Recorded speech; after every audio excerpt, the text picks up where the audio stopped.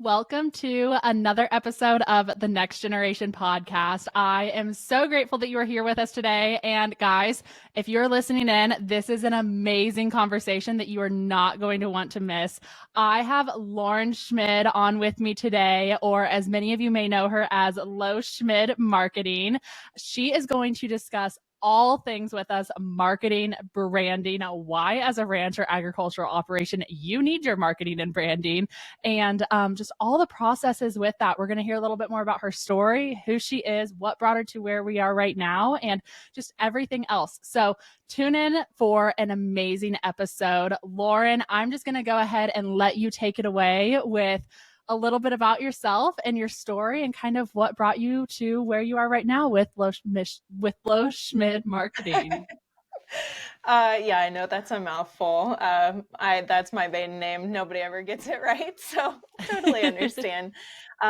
Thanks for having me on. This is always an honor. This is my third or fourth time getting to talk about this on a podcast format, and it's always a great conversation to kind of talk a little bit more about marketing specifically in the ag industry.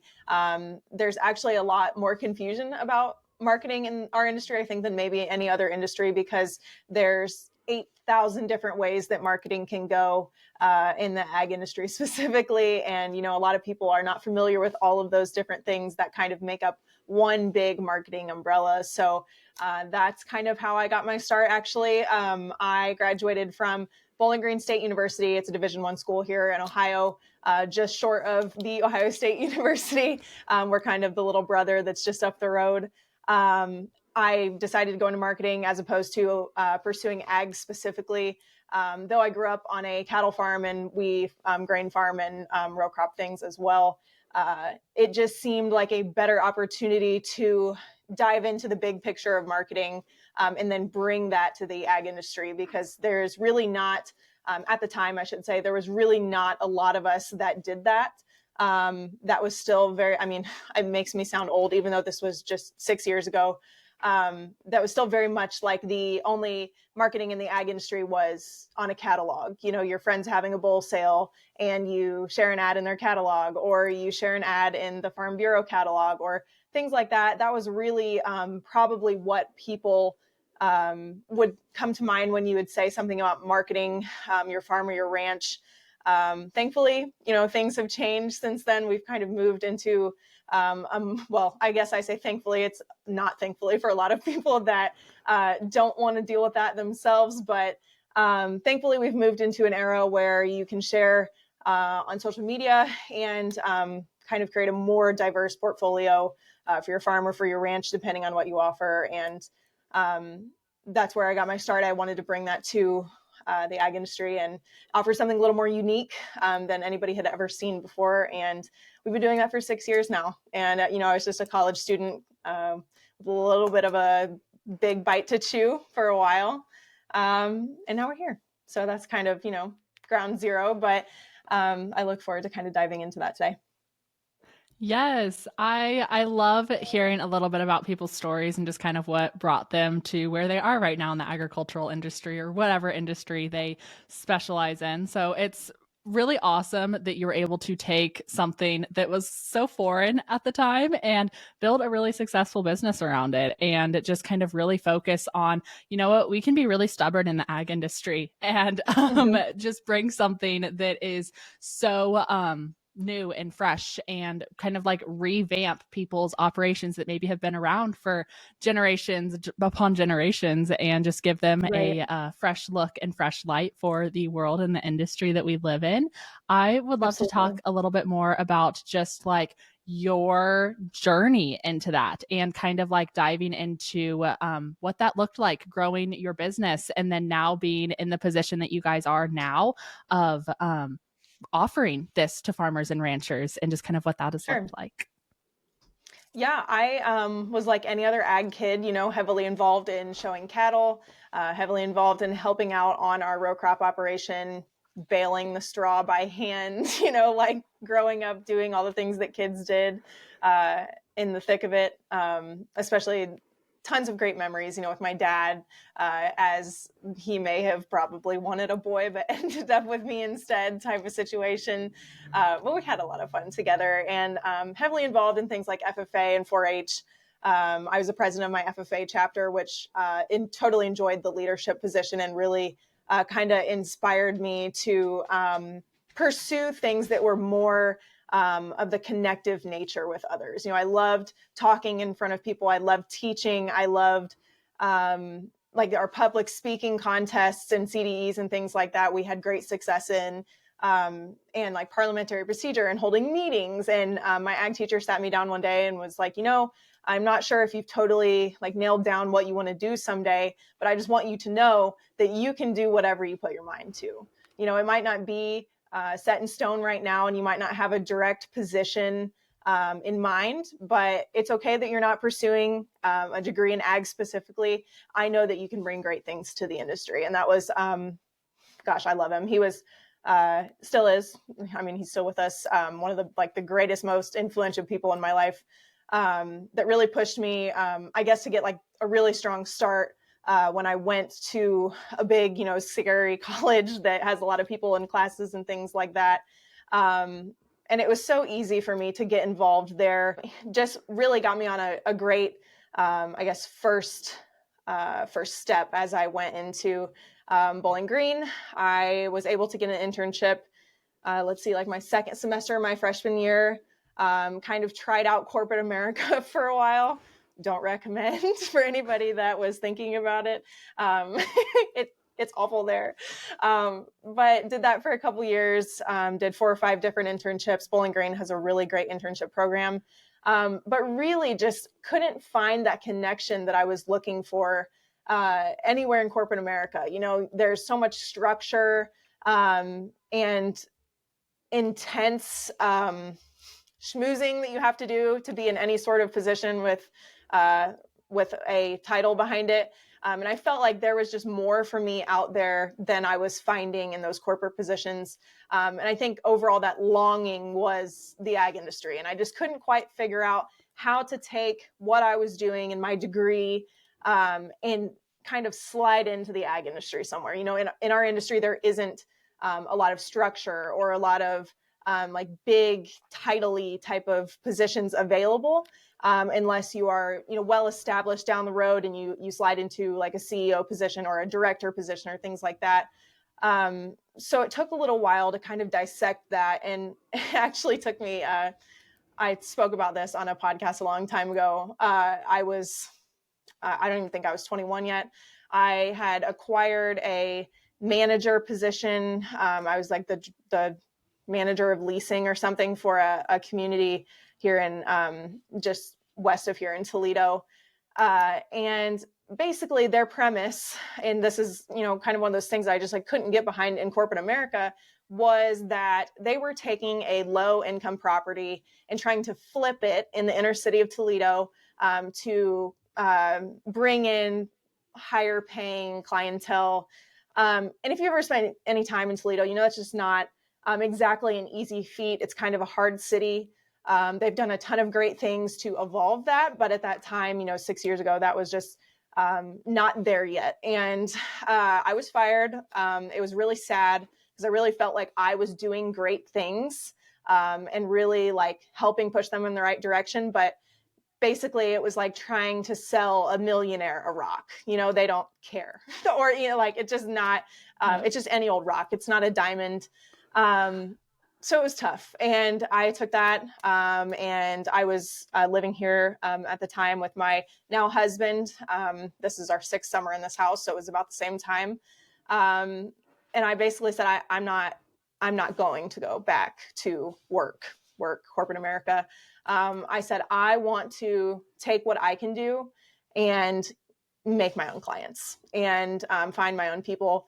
And that was, kind of tough for a little while because, like I said, at that time, it was pretty new.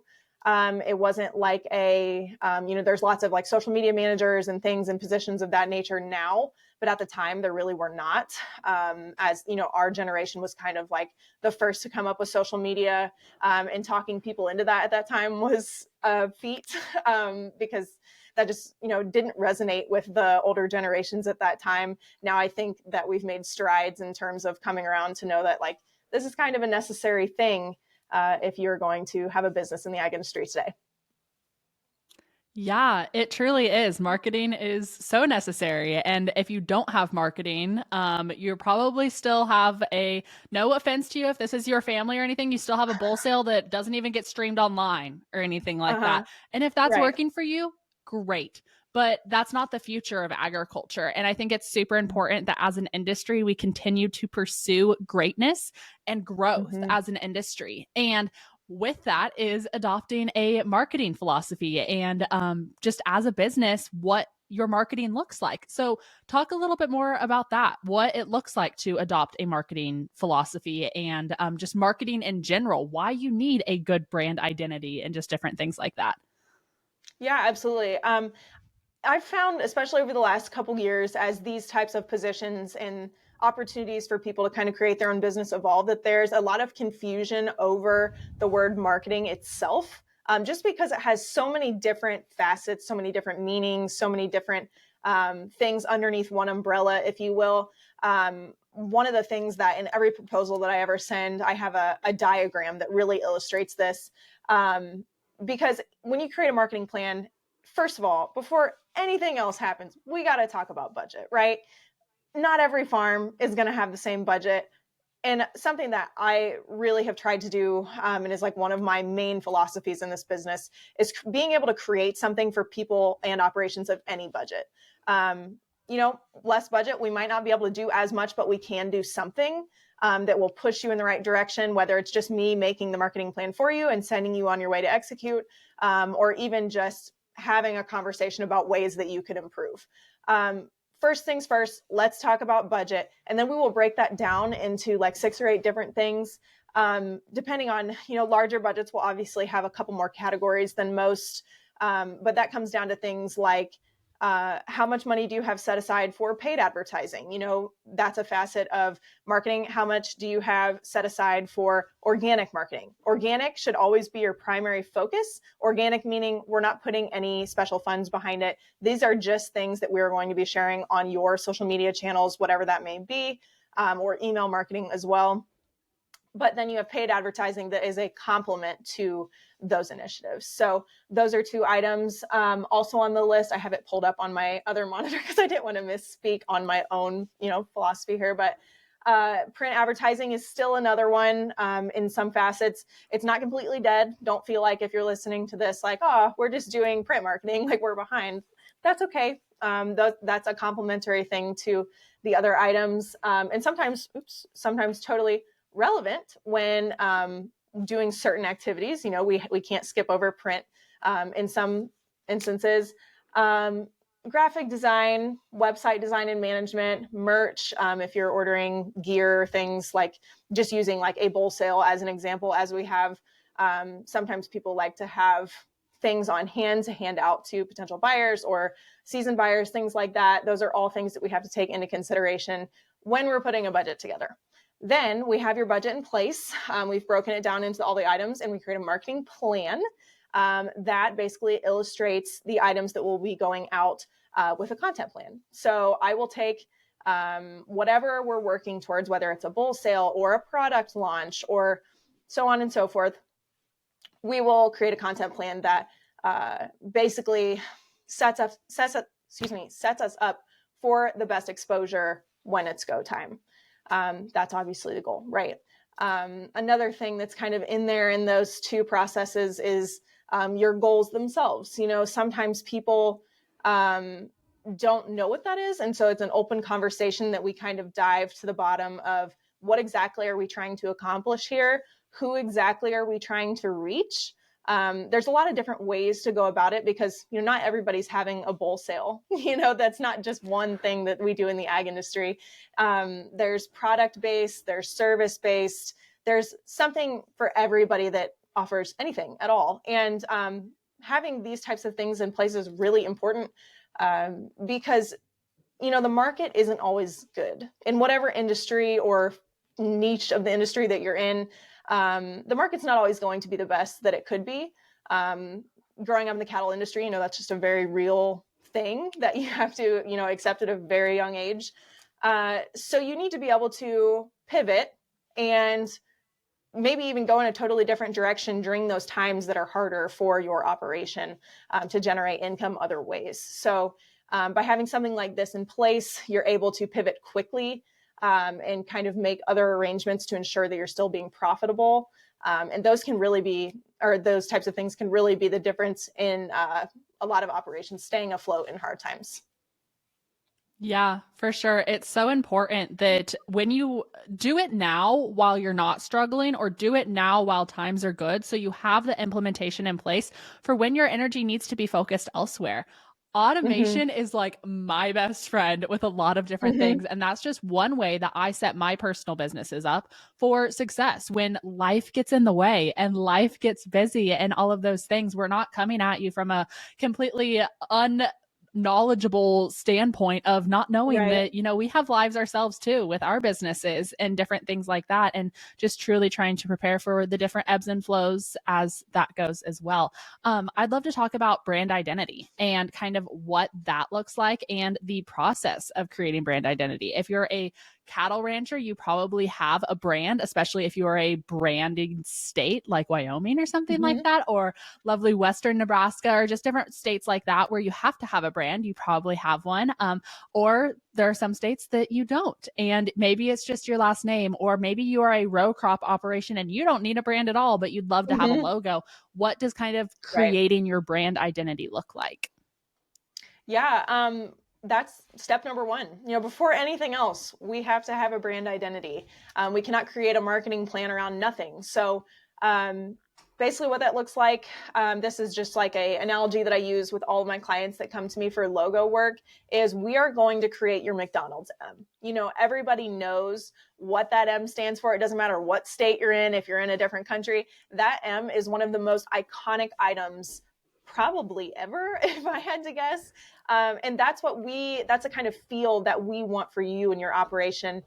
When somebody sees you at a show, or you're semi going down the road hauling grain, or, various different opportunities to showcase that, we want people to have that same feel. Like, I know that's the Schmid family because I saw, the icon or the symbol or the cattle brand, that is representative of their operation. So even if you are not a cattle operation, or you're not in a branding state, this is something that's still very prominent in your brand identity. I always say that we can do a traditional style cattle letter brand.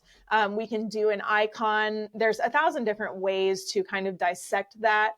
An opportunity for everybody, even if that's not particularly your focus. Like, you're not ever going to actually brand anything with an iron. But there's plenty of different icons and things that we can create that are that McDonald's M for your operation. So that's kind of your base level item. From there, you will obviously have your logo. Your logo will incorporate that branding item. The fonts will be cohesive across the board. You will have a little more detail in your logo. The brand itself, the submark, the icon is really just an introduction to who you are. It might be explained better in your logo, whether that's your name, your location, your what have you, is explained a little better, with just that subtle introduction from the icon piece. Overall, this is something that is just representative of your operation, your goals, your offering, whether it's a service, a product, an animal, those types of things, and your long-term and short-term goals. Yes, it truly just encompasses everything. I think the one thing that you slide it in front of somebody, and I would hope that with the branding that you choose and put into place in your operation, that if you slide it in front of somebody without saying a single word, they could figure out what you do or what you offer in some way, face, facet, shape, or form. Um, Mm-hmm. Obviously, the more detailed version would be going into website branding and marketing there, and then also just like social media branding and marketing and just those Mm-hmm. different things. But if you put a logo out in front of somebody and you're saying this is your brand identity, I would hope that you would be able to figure out that this is what we offer and what we do and who we are. And as a marketing person, you can put a lot of different hints about what you do into things like colors or Mm-hmm. fonts or anything like that. Like there's elegance, there's powerful, there's all of these different routes that your branding can take. And that's why it's so important to get a really good marketing team behind you as an operation and things like that. Like we have Absolutely. accountants, we have Mhm. bankers. Why don't we have marketing teams as well, especially if we are going to take this operation and these different businesses to the next level? It's important to go find yourself a really great marketing team that can do the same for you. And when I say team, I don't mean 10 people or anything like that. I Mhm. mean more like finding someone like Lauren where you can go and get kind of a one-stop shop for everything that you kind of need with your marketing and different things like that.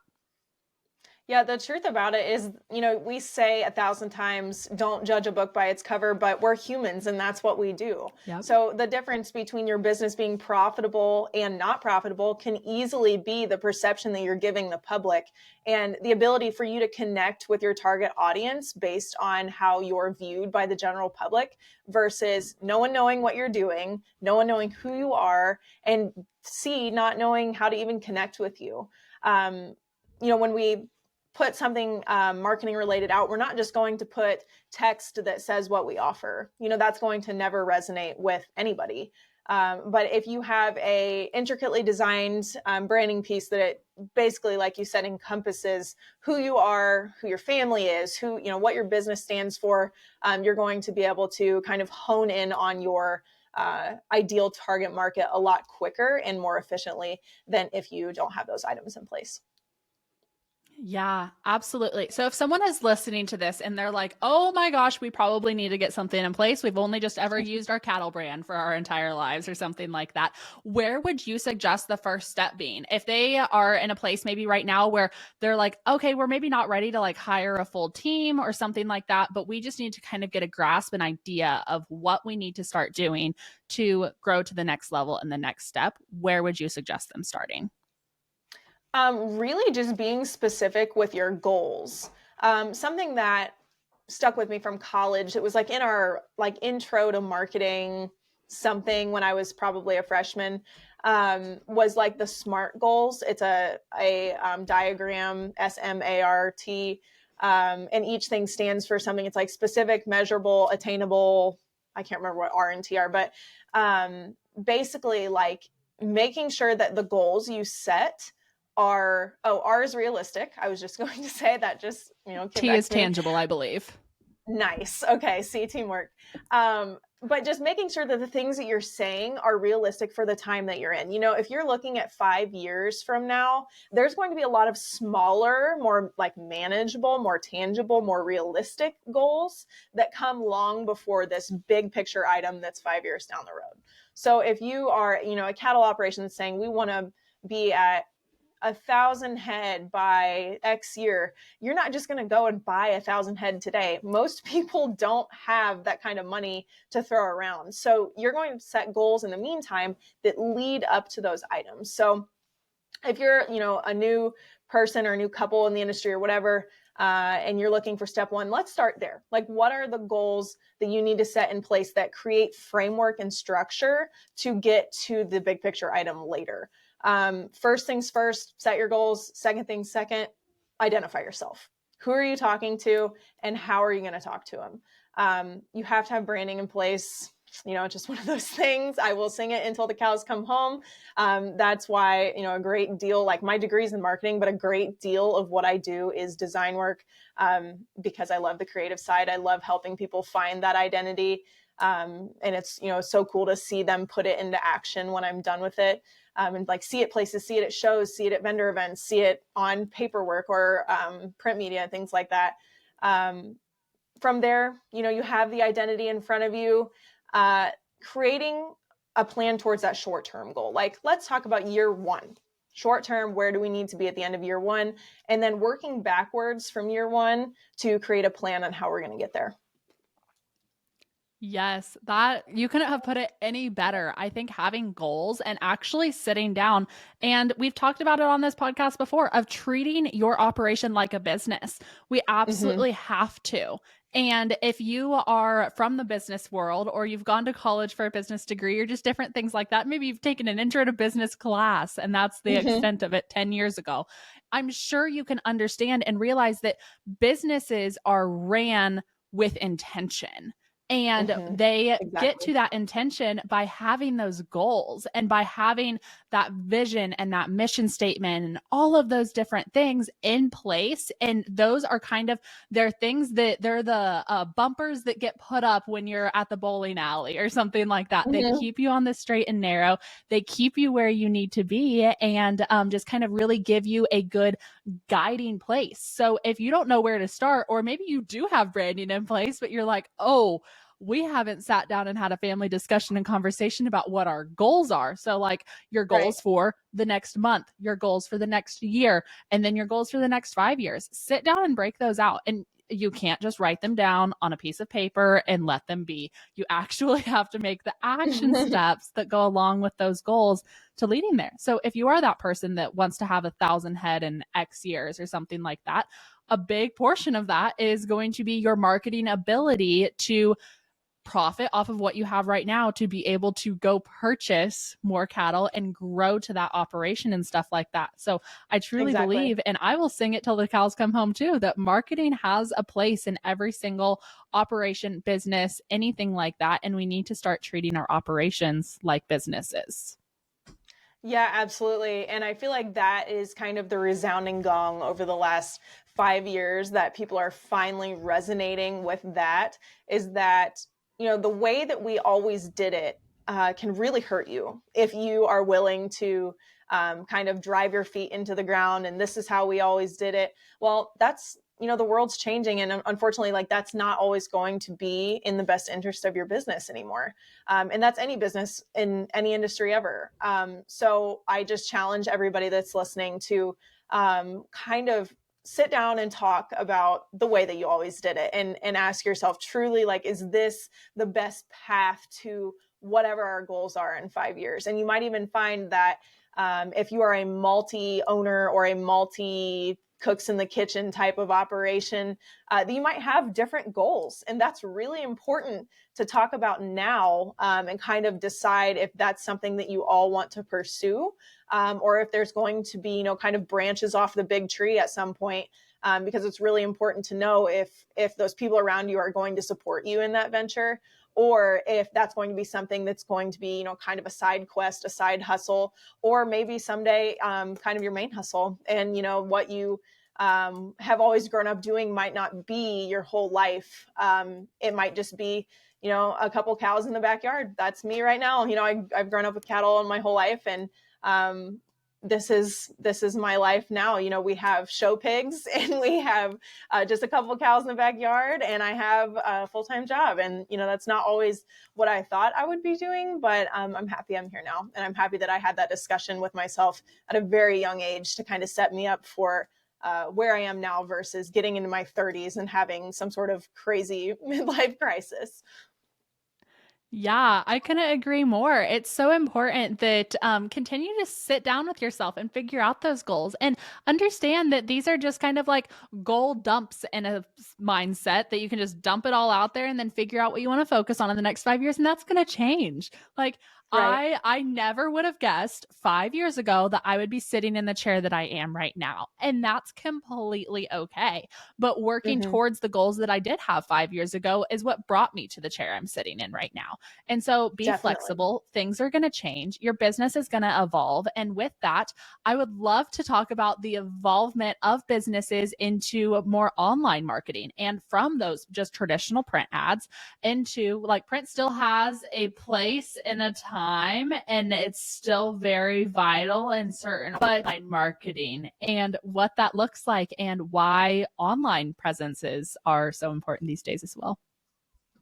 It really just comes down to one thing, and that's return on investment and being able to track that. So I think that print advertising has still some place in terms of overall brand awareness. When you don't need to know how many people saw it, you just want people to see it. You want to put it in front of anybody as many times as you can. That's definitely where print is the most prominent. If you think about like a billboard on the side of the road, like everybody and their brother is going to see that. But we can't tell specifically how for sure we are in terms of our own target audience seeing that, which means we can't really track the return on that. So if you have money to spend and you're willing to do an overall brand awareness based campaign, I definitely think there's a lot of options on the print end.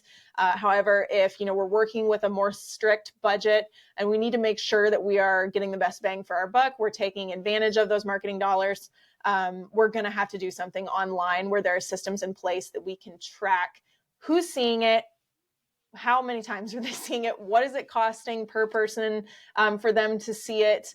That way we can kind of cater our marketing activities around data, hard facts that I can present to a client and say, okay, here's what we did, here's what it cost us, here's how many leads or how many clicks or how many likes or follows or things like that we got from this particular amount of marketing dollars.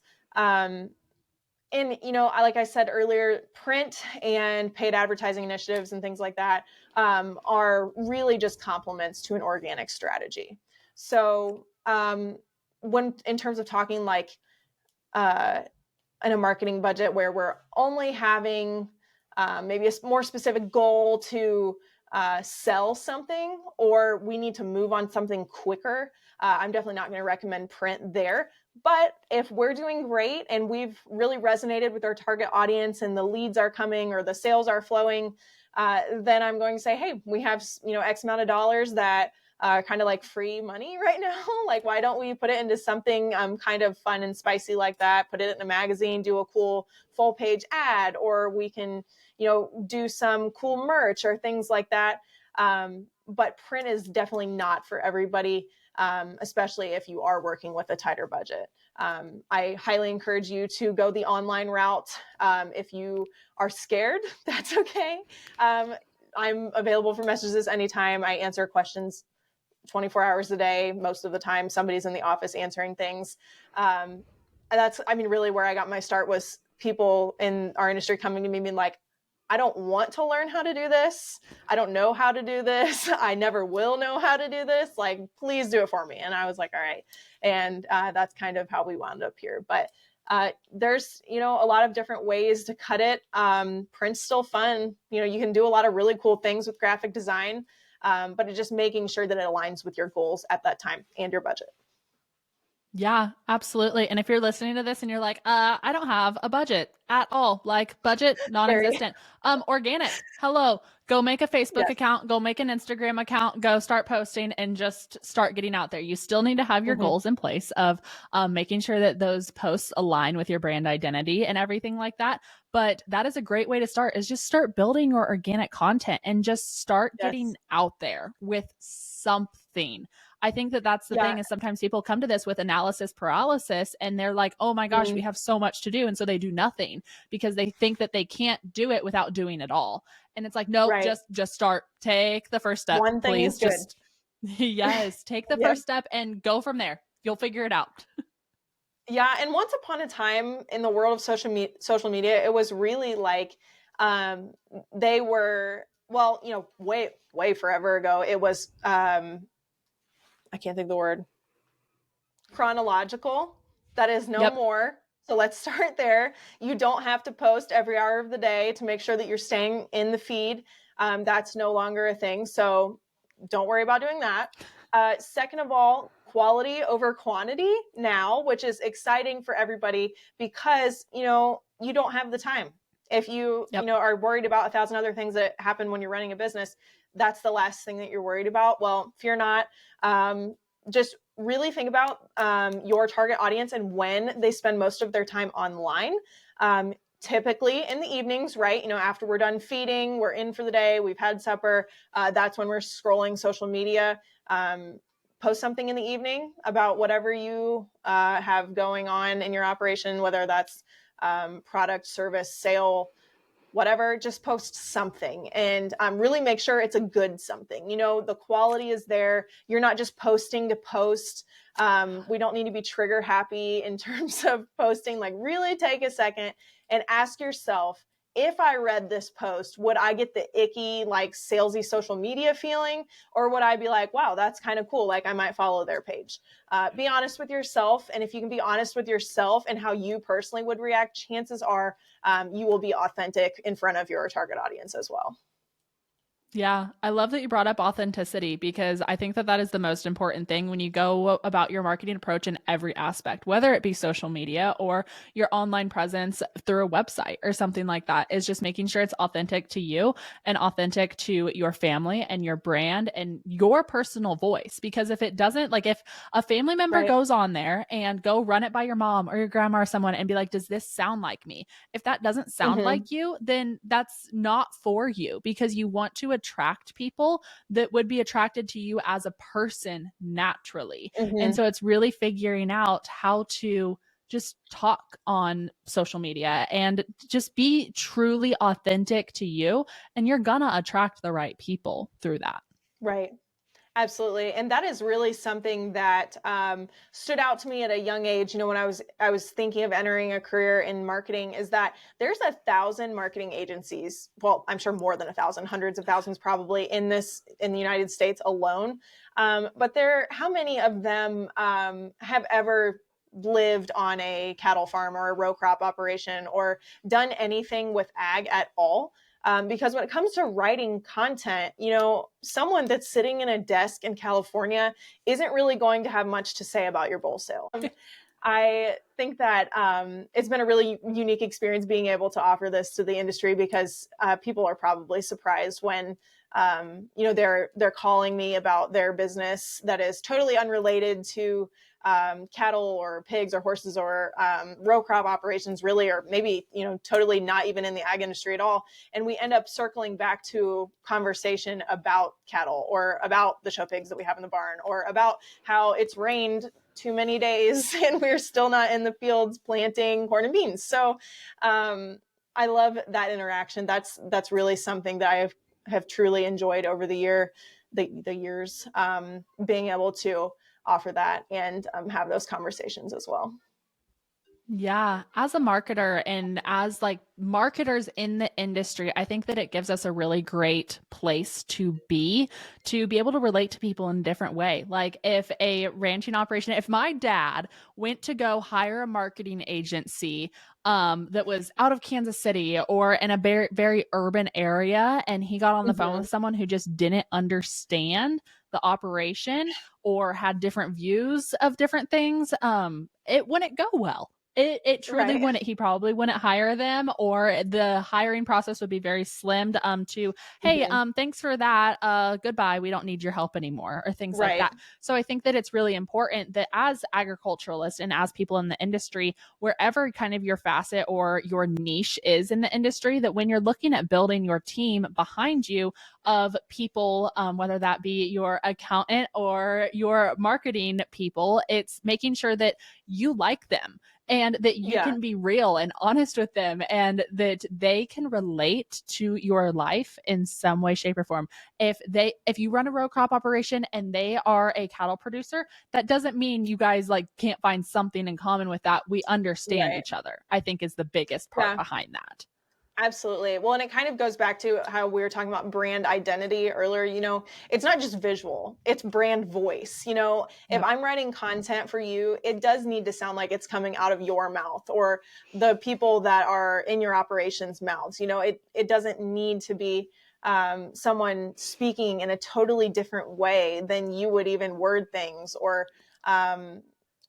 maybe, or if somebody does not know because they're not part of the industry, they're not going to be able to word things in a way that is appropriate to speak to your target audience. So being able to find someone and connect with them and make sure that they are going to sound like you is incredibly important because your followers don't want to interact with so-and-so from California. They want to hear from you or at least the overall brand voice that is associated with your operation. Yeah, absolutely. I would love to shift a little bit from we've kind of touched on print ads and social media marketing and kind of like the online presence. I'd love to dive into websites and kind of why those are important as well. Some people, I think a lot of operations just brush websites by, but they have Hmm. a really strong place in SEO or just Google standing or just like all of these different things and being able to have one central location for all your stuff. I'm Hmm. a big person that's like, do you have a website yet? If not, let's Hmm. get that going or stuff. But Yes. I would love to kind of hear your intake on that and just everything else. Yeah. So something important to acknowledge while we're talking about websites and social media and things like that is that social media is algorithm based, meaning there is, and this is really hard to explain to people that are like, what's an algorithm? Well, it's kind of math that basically filters through posts in a feed, and basically it thinks it's smart enough to know what you want to see, or as a business owner, like what your target audience wants to see. So basically, some would chalk that up as like a losing battle, which it kind of is. But the important thing and the good thing, the good news for everybody is that having your own website platform is not algorithm based. That is a place where somebody is going to go and they're going to see exactly what you want them to see in the way that you want them to see it. So, getting that traffic away from the algorithm, we're going to take them to our website where they can filter through the information that we write the way we wrote it, and they're going to see and experience your brand directly as you had intended the first time. Yes, that is so important. And I think building a website is very like an algorithm is science based, I would think, Mm-hmm. and math based a little bit, but there's no like outline of like, hey, this is how you need to do it to show up first in the algorithm or stuff like that. It's not Right. chronological anymore. So you can't just go post all the time and people see your stuff. Mm-hmm. Whereas like a website and SEO and Google. If you don't know what SEO is, it's search engine optimization. That and Google and how all of those things interact with each other. That is so important because it's kind of like it is very science based. It's you're either doing it right or you're doing it wrong. And it Correct. grows and it evolves as time grows and evolves and as search engines evolve and stuff like that. It will continue to evolve. But it's one of those things that's like right now we have access to the information of like this is the right way to do it, and so we can do Mm-hmm. it right for your business that is going to optimize it in the best way. Yeah, exactly. And the biggest part of like the paid advertising initiatives is that we want to use those dollars to get people to our website, right? Like Yep. that's the overall goal, because that's where people are going to truly be able to see what our brand encompasses. They're going to see the pictures, see the videos, read the text, understand the brand voice, and then ultimately decide if we are going to doing business together, whether that's them purchasing a product or them signing on as a client, or whatever that may be. That's where it's gonna happen. I mean, social media is a great tool, and there is a lot of opportunity, especially now, to share your brand identity, your brand voice on social media. But ultimately, like your website is like your powerhouse of brand identity. That is like the experience of you that they will see when going to your website. So ultimately, we're going to take those marketing dollars, get people there, and that is where we're going to determine whether or not we are a good fit to work together. Yeah, absolutely. I love how you said the website is just like the powerhouse of who you are, and Mm-hmm. it encompasses everything that we kind of talked about in the beginning of this episode with brand identity and brand voice and everything like that. That is your one stop shop for everything. And I really encourage people that if you did build your own website or you used a template or stuff like that, there's a time and place for those, and they can be really great. But if you have a person on your team that is an SEO expert, a marketing expert, knows what words to put where, because guess what, guys, like it matters if words are in your heading or whether they are in the Mm-hmm. body. Like it's crazy, but Yes. it matters. And it all of those different sorts of things that having someone that can kind of just like guide you through that is really great. But if you did build your own website, I would encourage you to go. I talk about taking your producer glasses off all the time. Go and take your glasses off of the person that knows your operation and your business through and through, and approach your website from a consumer's point of view, or from a point of view of a person that you are trying to reach. And go browse your website in that way. Is it selling to you in the right way? Is it telling about your business in the right way? Is it in the right brand voice Mhm. and just identity all around? Is that being portrayed properly? And if you can't do that, go find some random person in your life, whether that be a sibling, a grandma. I encourage you to be someone that Mhm. maybe doesn't know a ton about your business and have them go audit your website or things like that and figure Exactly. out ways where you can improve. Yeah, that's a really important word, and that was something that I was just going to bring up is auditing. You know, your in every system in an operation, there's checks and balances, right? You know, in our when we're looking at accounting and in fund allocation, right? There's checks and balances. You know, we're making sure on both ends that two halves are equaling a whole. It's the same way in terms of marketing. You know, are our initiatives supporting one another and equaling out one another? Are they both productive and supporting each other in that way? So sometimes you just have to be realistic and say, well, you know, it's time for the checks and the balances, and do that audit. Make sure that it is being the best portrayal of your operation to the target audience that it possibly could be, whether that's you doing it yourself, you messaging me and saying, hey, I need an audit done on my website. I'm happy to do that. Lauren's happy to do that. Anybody's, you know, that it is a marketing professional or a website designer, builder, whatever. We're happy to do those things. Or you can just go, you know, as simple as, you know, catching somebody at church or catching somebody at a sale or whatever, and just saying, hey, would you mind would you mind checking out my website and making sure that or even just giving me your honest opinion. Like, I want to know, like, what are the first things that you think of when you see our page? Do you feel like it's representative of us, of our operation? And ask people to be honest. You know, you're not going to hurt my feelings. This is, you know, strictly market research. So, you know, just one of those things. There's lots of different ways to get that accomplished. And half of them don't require any money. You know, this is like a free constructive criticism piece, from if you just went and asked somebody that you're neighbors with or whatever and just say, can you check this out for me? And they will. Yeah, absolutely. I would love to kind of like hear your opinion and thoughts on how to be salesy on a website. Like, this is obviously so social media. If you guys are familiar with a marketing funnel or things like that, social media is very top of funnel activity, things like that.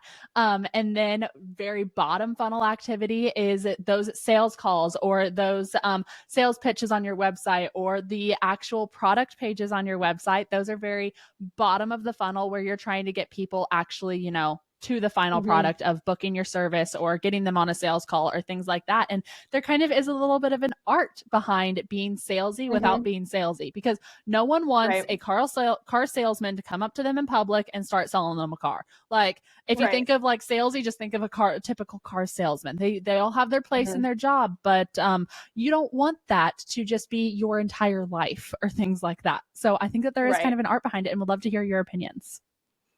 Yeah, I am a big advocate of relationship based marketing, experience based marketing. You know, I want Yes. the sales to be so good that you don't even know you're being sold to because you love them so much before they ever even showed you what they're offering, you know? I really encourage people to just, like I said, be authentic, be genuine, because your people will find you. And that was something that was Yes. really hard for me to kind of wrap my own head around at a young age when I started this out. You know, being discouraged that, you know, somebody would say, well, you're too expensive or you're too this. Well, that's okay because you're not my people and I don't need your purchase. You know, I will find a client that is my people who is the best possible fit to work with me and we will work together. So just being, showing up as your authentic self, telling your story. And I am a firm believer that, you know, the right people will find you. Yeah, absolutely. It goes right back to the authenticity that we just talked about. Be authentic, Mhm. be you, because that's the best sales pitch that you can ever do is to just tell people who you are and what you offer and then what you're going to do for them with that. Like, just Right. show who you are, show you authentically, and let people fall in love with the person. And then it doesn't matter Mhm. if you are selling a pile of cow turds or something like that, they're going to buy it from you. Like, Hey, I there's a I market for that. love. You know, people have gardens, so Yes, we can sell exactly. anything. Exactly. Give us what you're selling and we'll figure out a way to sell it, and we're going to figure out a way to sell it right and well. And Exactly. it's just really creating a community of people that are behind you and that trust Mhm. you, because I think that Exactly. that's the biggest thing with these operations these days and stuff like that. It's easy for photographers out there to go and use Photoshop and fix something on an animal, and we Mhm. a normal consumer would never know the better or something like that. Right. And so I think that there is a lot of distrust out there right Yes. now. And it's just Mhm. making sure that as a brand, you are showing up with a trusting mind and a trusting identity that, you know what, your customers can come to you and they know what they're going to get and they know what they're going to receive. Exactly. And it's going to be consistent across the board. Yeah, absolutely. It's a wild world out there right now. I remember 2 or 3 years ago hearing about the rise of AI and thinking we're never going to get there. Like, we thought we'd have flying cars and things by now. So I was like, there's no way. And sure enough, we are in the era of AI. And that's like a whole other topic for a different day that we can dive into. But uh, it is, it can be a tool, but it can be misused. Like you said, there is a lot of bad ways that you can use these tools, but there's also a lot of really promising ways that you can use these types of tools. So um, I guess, like I said, we're going to get off on a tangent if we talk about it anymore. But this brand voice, this is, we keep going back to brand identity, brand voice. It's really as simple as showing up as yourself. Whoever that may be, if it's a group of you, if it's your own self, your people will find you. And it's just showing up in whatever way that is realistic to you, whether it's with a marketing team and supporting cast. We like to use that term, supporting cast, because ultimately, like, you are the highlight of your business. Or if you're just going to, fly solo for a while and kind of figure it out, I really encourage you just to find that identity, and the rest will take care of itself. Yeah, absolutely. I couldn't have come up with a better way to just kind of encompass everything that we've talked about today, other than just that and explaining that find yourself, find your identity, be authentic to you. And if you take anything out of this episode, I hope that it be something like that, that you're just going to start showing up as yourself and share maybe a little bit about your life and your story that maybe the rest of the world doesn't know or they don't see all the time or things like that. That doesn't mean you have to go out and share every bit about your life, but maybe just share some things that are relatable to your life or just encompass truly who you are and what makes you tick and different things like that. So, Lauren, I have loved our conversation today. Open to AI, we would be here forever and talking Yeah, about all of forever. that. So, we'll definitely have to have you on some other time to divulge all of Yes. those different sorts of things as businesses and different things like that. But I would love to start kind of rounding out the episode and talk about the best piece of advice that you have that you would like to give to the next generation of agriculture. Sure. This piece of advice was given to me when I was the next generation of agriculture years ago. The way it was presented to me is that you need to find what you love to do and find a way to make money doing it. I knew that in my lifetime, I wanted to work from home. I wanted to, have a family and be able to be present for those types of things. I knew that I would marry a farmer and that our lifestyle wasn't going to be cohesive with me having a job in the city. So when it kind of was dropped on my plate because I didn't have a job, it was really clear that was the time to really ask that question. What do you love to do specifically, and how are you going to make money doing it? And ultimately, we got here. I love what I do. I say every single day that I never work a day in my life because I truly do love what I do. And being immersed in the industry is the best thing I could have ever asked to be monetized in any facet. So that's my piece of advice. I mean it completely seriously. There is a way in this world to make money doing almost anything. So before you dive into some wild career, if you're not totally sure if that's what you want to spend the rest of your life doing, ask yourself, is this what I love? Is this going to support my future goals? And be realistic with yourself about that. I'm not really the type of person that loves to be in a meeting at 9 a.m. So I don't schedule any meetings until noon every single day. And I can do that because I'm the one that makes my schedule, you know? And so I know what I wanted, and I know what I didn't want. And those are really important questions to ask before you ever dive into anything. But then, how are you going to make money doing that and making a plan from there? Because you can, I mean, it's a wild world, like I said, and you can make money doing almost anything. So I guess that's my piece of advice. Yeah, don't be afraid to think out of the box and Right. grow a life that you love, because you know what? God put us on this earth to live a really amazing life and live out our Mm-hmm. potential to the highest. And I think that if you put yourself in a position where you're not loving your life and you don't love your job, find something different and find something better. And we're not here saying like go quit your job today, because we aren't completely removed, and we understand that bills Right. have to get paid and health insurance is Absolutely. nice and all of those things. But you know what? Make that your goal and sit down and actually dive out and divulge, like figuring out what that's going to look like, those action steps to start building towards that dream life of yours, and figuring out what really makes you tick and what makes Yeah. you have passion. Yeah, absolutely. And kind of like as a caveat to that, you're one step away from a totally different life any day. So if you're not happy where you are, if you feel stuck, don't be there. Don't be Yeah. stuck. Take one gigantic, brave step in the right direction and you will get there. I think that being stagnant and being complacent is one of the most dangerous things you can ever or dangerous positions you can ever be in. So if you are feeling that stuck feeling, like maybe now's your time to jump. Yes, absolutely. I love it. Well, thank you so much, Lauren, for all of your wise words of wisdom today and just sharing everything about branding and marketing and your life and everything else. I have truly, truly enjoyed our conversation and I appreciate it so much. Could you share where the people can find you? Absolutely. I am findable almost anywhere at Low Schmid Marketing. Low was a childhood nickname that just like stuck my whole life. So it's easier, cut my name down from 6 letters to two. But I am also reachable via email. You can check out my website, lowschmidmarketing.com. And you will truly get the full brand identity there. And we can, determine from there if you think we'd be a good fit to work together. But the best thing that I can recommend is just starting the conversation, Facebook, Instagram Messenger.